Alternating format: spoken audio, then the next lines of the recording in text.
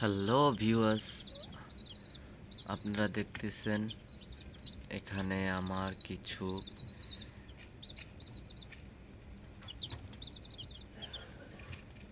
Tiger মুগরি।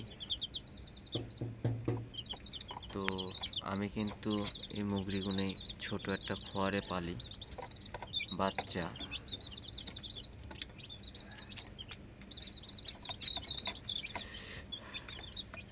তো এখানে আমার 20-22টা মুগরি আছে আলহামদুলিল্লাহ। দেখেন এরা খুব আনন্দ করতেছে। আর